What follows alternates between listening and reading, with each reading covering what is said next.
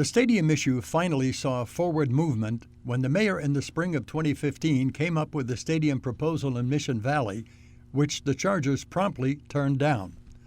The Chargers countered by going the initiative route with Prop C for a downtown stadium, but the voters said no money for a stadium.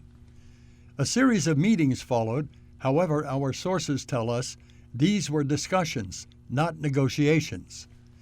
As the deadline approached, there was some movement after a meeting between the mayor, SDSU, and Ron Roberts, but no details were made public. Was it the last best offer? Who knows? SDSU reportedly offered some financial help toward a stadium, but it came up short of what's needed to fund a stadium without any public dollars.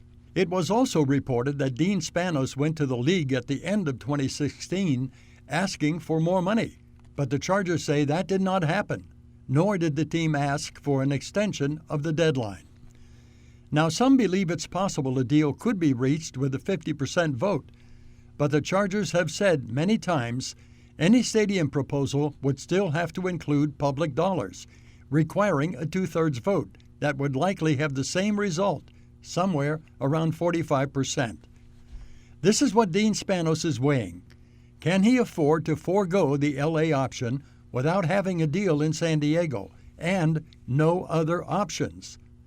All of this points to relocating the team.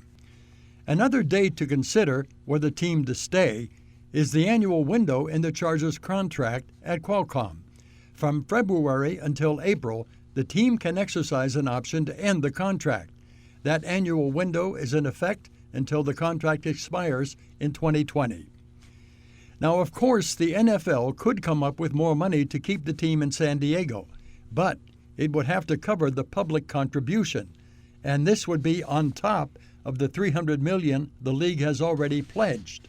That may hinge on whether the league wants to keep the second team option in LA open, assuming the Raiders will go to Las Vegas, as most believe will happen. Dean Spanos took a huge risk in the Carson deal and lost. Will he gamble on another risk by turning down the LA option, believing he can get an extension with confidence he can negotiate a deal in San Diego? Steve Bosch, KUSI News.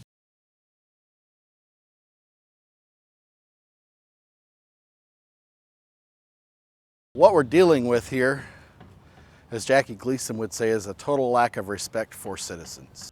But what is happening to Kenneth Hughes is no joke, no laughing matter. You see, he and his wife are worried the lakeside home they purchased just over a month ago could soon be underwater.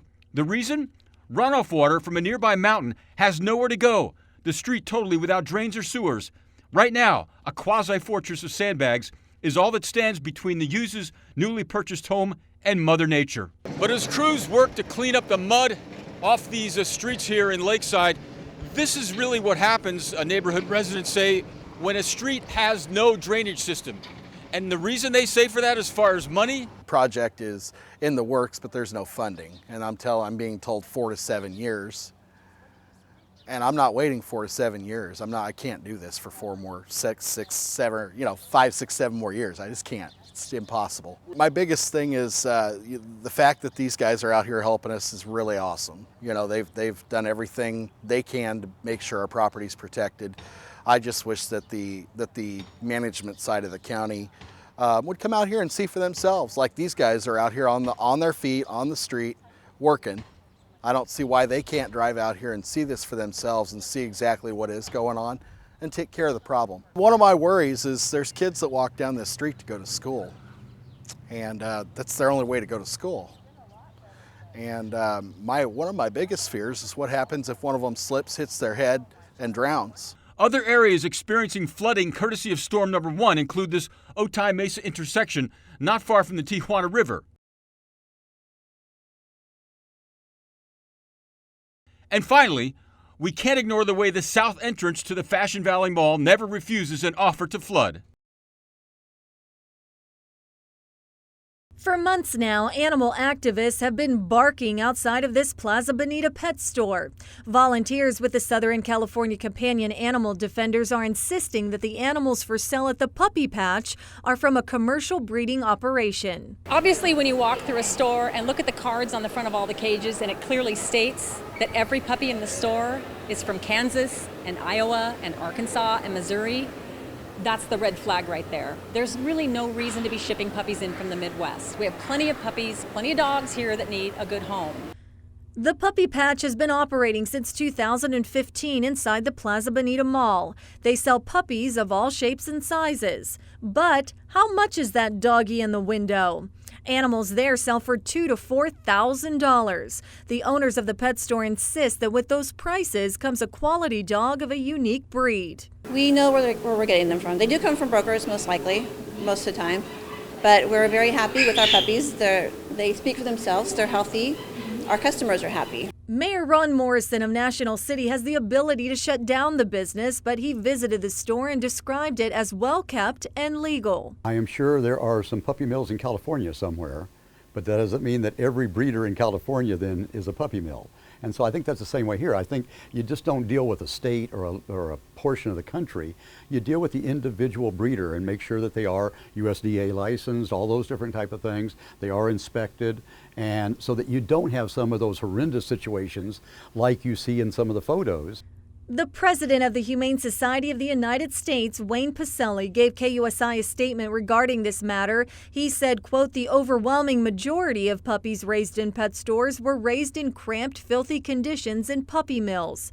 The mother of the puppy in the window is likely to have never sat a paw on grass and has never had socialization or appropriate vet care." The owner told us that her animals do not come from a puppy mill but are brought to her from a broker. She also said her store is busy because they sell animals you can't find in a shelter. People come to pet stores for puppies.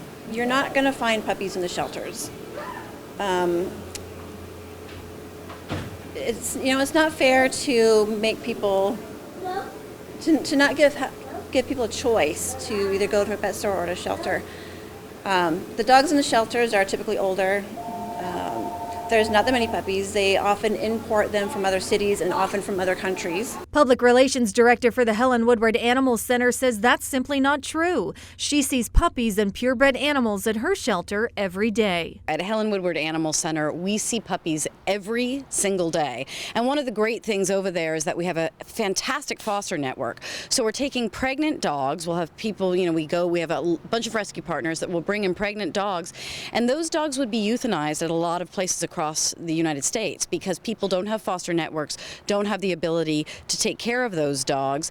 And so we're able to bring them over and have tons of puppies available. And if more people would foster and more people would adopt, you'd see puppies, so many puppies in rescue facilities. 8 cities in San Diego County have banned pet stores. National City is not one of them. Currently, no laws are being broken at the puppy patch. Therefore, Mayor Ron Morrison has no intention of shutting them down. Unless there's a problem. And I say, I personally went to both of these locations. I didn't see kind of a problem. I tried to do as much investigation as I could into the subject. Did not see anything that was a direct issue problem. What would make you guys stop protesting? We're not in favor of shutting anybody's business down. Everyone has to make a living. We understand that. What we'd like these pet stores to do is change their business model. Change to a humane business model. Simple. Brandy Williams, KUSI News.